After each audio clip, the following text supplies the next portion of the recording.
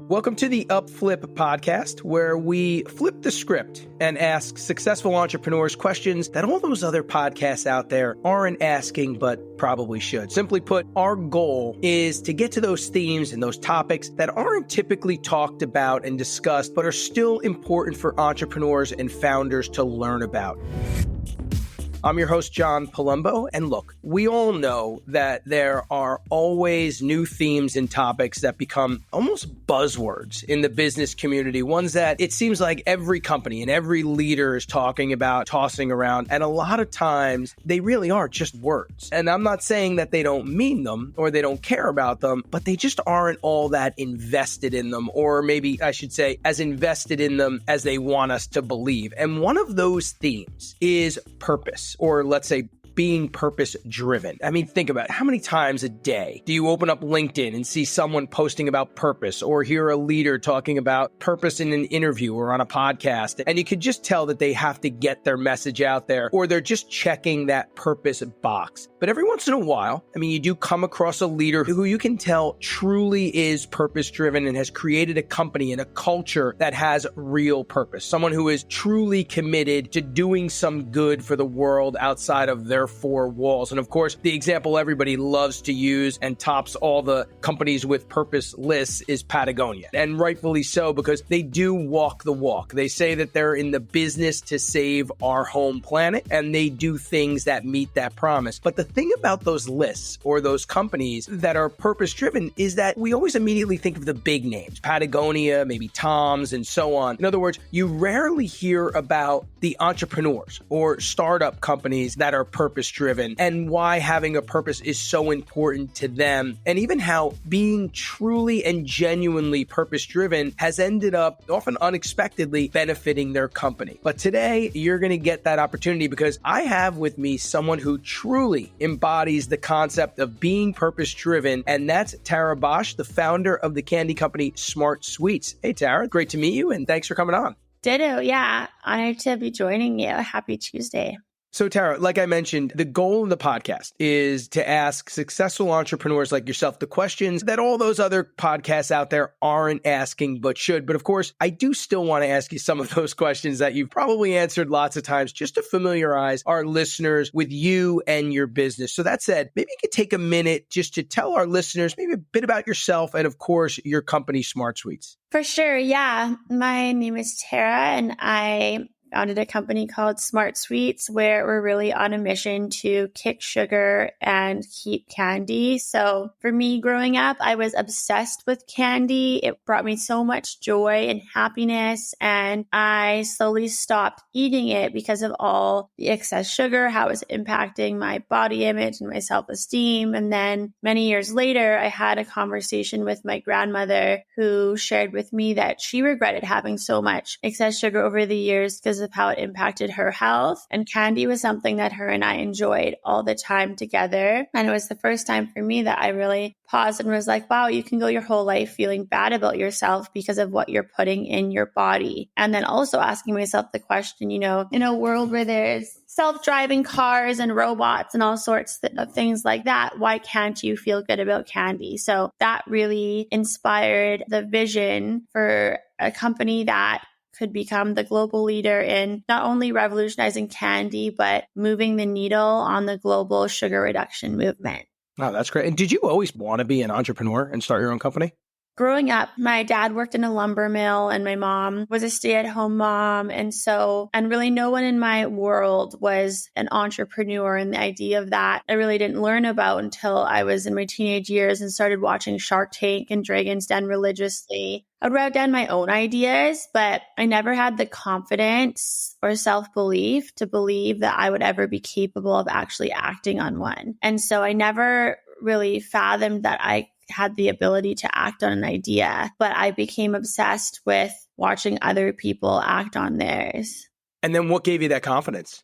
It was really through my own journey of first finding a healthy relationship with food and really learning it's not about giving up your favorite foods like candy. It's about finding smarter choices. And that's what Smart Sweets is. And then also really just looking at my life, when I was 90 years old on my rocking chair, not wanting to live with any what ifs. And the fear of being that age and living with what ifs is what allowed me to begin to push through my own imposter syndrome and self-doubts and the battles in my own brain. I think a lot of entrepreneurs feel that same way. They don't want to be sitting there saying coulda, shoulda, woulda. So Tara, if you don't mind, can you take a few minutes? You kind of alluded to how it started and you were kind of talking to your grandmother and those things. But I wonder if you could walk us through the Smart Sweets story or kind of the history from how you came up with the idea, right? And then, which you kind of touched on, but then take us even through starting out in your kitchen, maybe that first big sale up to now. Yeah. So the moment I decided I was going to act on the idea, I got a gummy bear mold online, began recipe testing in my kitchen, and it was the first thing in my life that I felt like a visceral calling to. I was never athletic. I was never academic. I was never really good at anything throughout my life. And it was the first time that I felt like, wow, I have a sense of purpose in the world. And I felt so grateful to somehow have this idea. And so I began recipe testing in my kitchen, made the decision to drop out of college. And just under a year later from that, choice launched on my very first store shelves via deliveries from my trusty Honda Fit hatchback.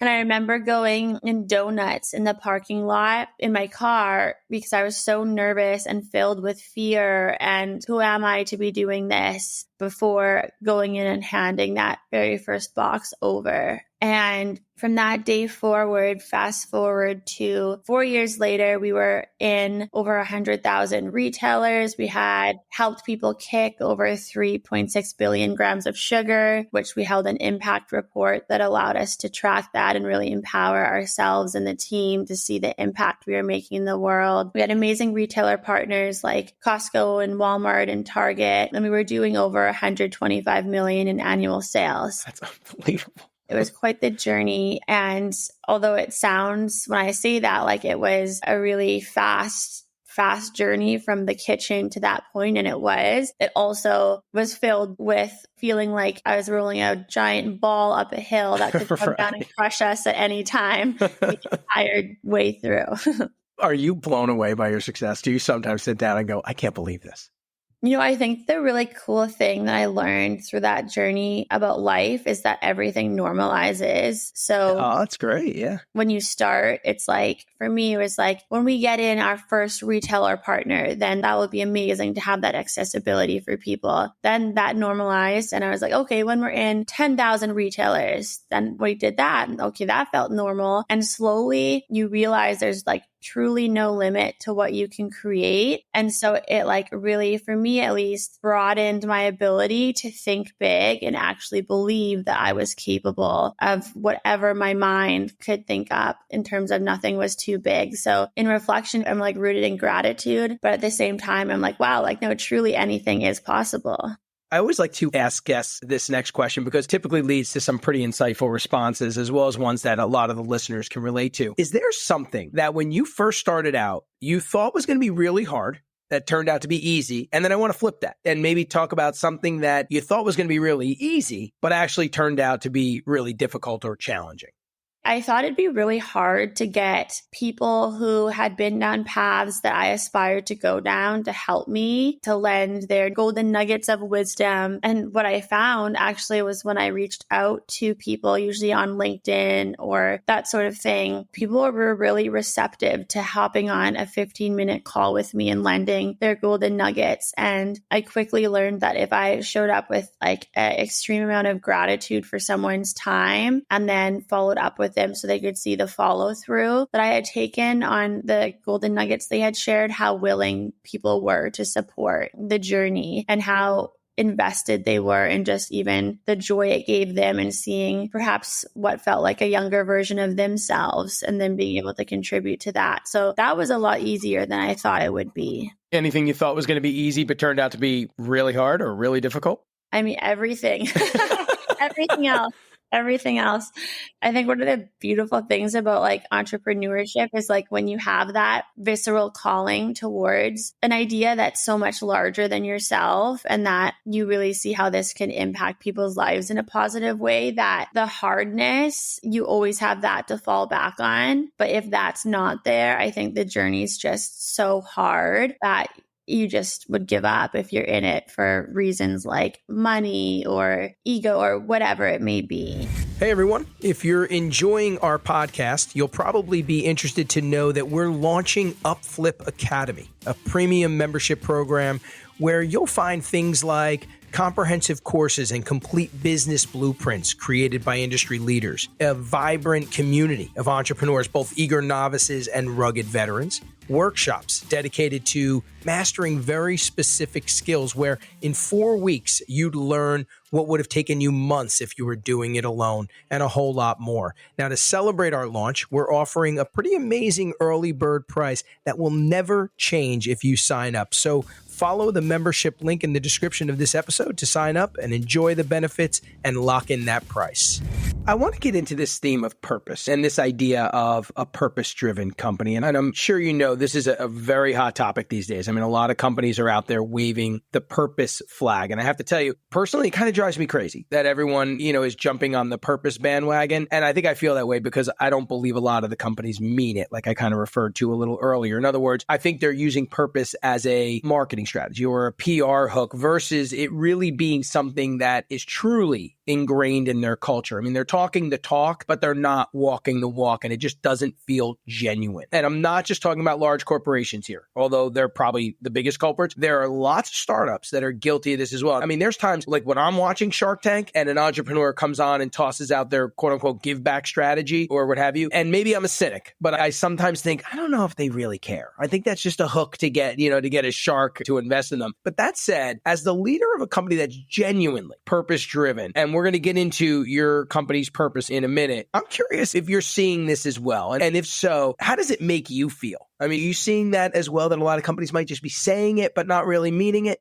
Yeah, to your point, I think there's definitely the part of just like putting on the front that's needed in hopes of connecting with consumers in the way that is most authentic, which is going to drive sales. I think a lot of people see what authenticity can do and then try and hop on the bandwagon. But to your point, also, I think consumers can see through that and you can really feel the heart behind a company when it's there in all facets of the company, everything from, if you're reaching out to someone on their customer service team, how they show up, which is a reflection of how they're empowered and the values that the company holds internal, like all the things. And so, yes, I agree with you. And I feel like those companies do tend to get naturally filtered out through kind of the test of time. Yeah, a good point. I mentioned that your company is one with a genuine purpose. I mean, you are truly purpose-driven, but if you don't mind, maybe tell us a bit about your company's purpose. You kind of alluded to it, but tell us, what it is, how it's ingrained in the brand and even your company culture, even to how it potentially guides some of your business decisions. So when I had that conversation with my grandmother, after that conversation, I went down the rabbit hole of excess sugar consumption, how it's really this silent epidemic and how it's affecting us and how it's affecting the kids in North America specifically. And I learned about things like, the bliss point, which is what manufacturers use to say how much sugar and fat and salt do we have to add to this to make a product as addicting as possible? Products like Fruit Loops were created from that philosophy. And then I also learned about just how powerful sugar is. And there's a study where they give liquid cocaine to rats and liquid sugar, and the rats began choosing liquid sugar over the cocaine. And really just how there's no limits on what sugar can be added to and how it's this silent thing that is impacting our lives in such a profound way. So that really rooted the purpose of the why, because inherently with Smart Sweets, where we're innovating low sugar candy, the thought was if we can successfully kick sugar out of the most sugar-packed aisle in the grocery store, it's making a much larger statement about why is so much sugar in our foods today. And so that really is the rooted down purpose, like in its simplest form of Smart Sweets. And in executing on that, the impact report that we would create internally became a really important metric for us to be able to see from like a quantitative perspective. Okay, how much sugar are we actually helping to kick? And then qualitatively, it was really, really moving because we'd get people all the time reaching out to us saying, I was in the candy aisle and I started breaking down and crying because it's the first time I've been in the aisle for 20 years, have been able to enjoy candy and not feel all the feelings that I felt about myself because of all the sugar. So yeah, really at its like simplest form, kicking sugar and keeping candy is the purpose of Smart Sweets. Yeah, I mean, it's such a great story. Now, I did go on a whole rant about how some companies are leveraging or using purpose for marketing or PR benefits, but I want to kind of put them aside for a minute and talk about the benefits of having a true purpose. I mean, how has it helped or even benefited or even contributed to your success?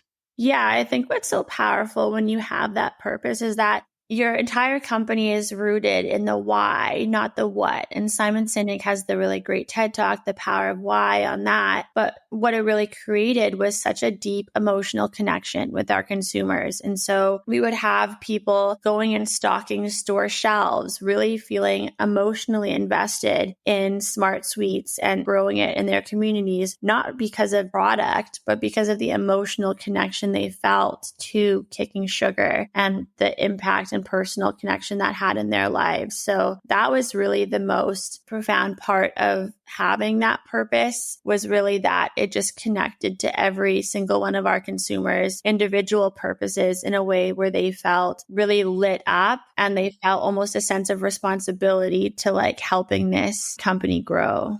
That's so rare. When you go talk to a retailer and you're selling in your product, there's got to be somebody in the room always that's just like, yes. Even that number, 3.6 billion, yeah. It's just insane. I mean, that's got to just resonate with retailers and have them say, yeah, we have to do this. Yeah, it's interesting because I think in the whole like lens of like centering on purpose, one thing that I found really important to do with Smart Sweets was always to be like speaking to, in the different lens, whether it's a manufacturer, it'd be different versus a retailer, the what's in it for them. So with retailers, it was interesting because in the candy industry, like sugar is candy. It's 99% of candy. It just is what candy is. It's synonymous. So for a lot of them at first, it was actually like a big downside that we didn't have sugar because they just didn't get it. And so through the lens of retailers, they didn't really actually care so much of like the impact. They were like, that's nice, but like what's in it for me type thing.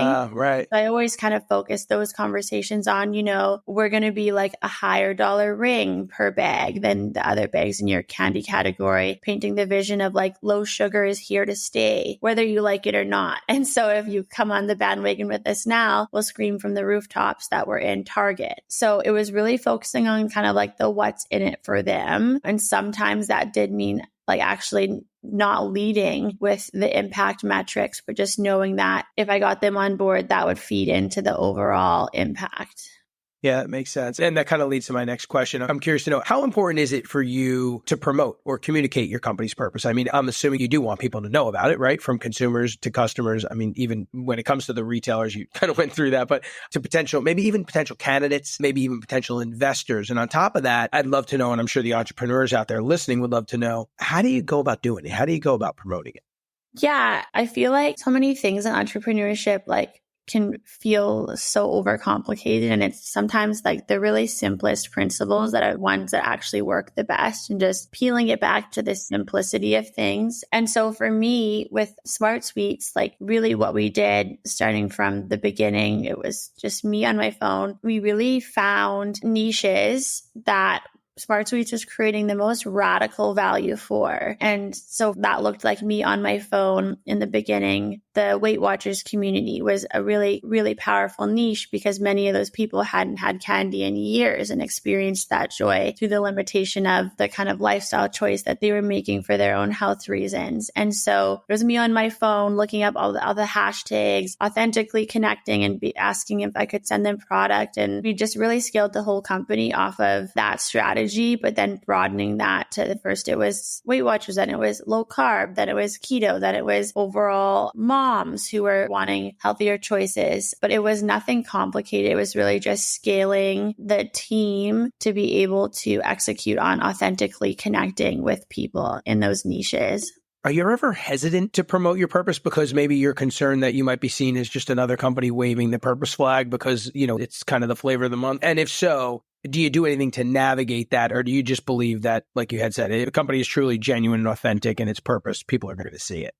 Yeah, that really never crossed my mind. I mean, I think if you have a really clear why, if you have a radical value proposition where you're truly creating new value for the consumer that has not existed before, and that's creating authentic, positive impact in their lives, and you have the vision of where you want to go. For me, it just never crossed my mind. And that might just be like perhaps one of those like tests internally for like, is your why authentic? Because if it is on your mind, then maybe there's something in you where it's like, it feels like it's a more strategic decision that you're leading with a certain purpose or that sort of thing. But there were definitely people along the way, a lot of people, a lot of the time, retailers, manufacturers, consumers that were just like, I don't get it. This makes no sense. Like, it's why not just have candy less often, or challenging the purpose and saying something like, well, isn't this just feeding into diet culture? Why not just have full sugar more often? And so there were a lot of people, naysayers in that way, but I felt clear on our purpose and where we were going and what impact it could hold. So those people just kind of was like water rolling off a duck's back.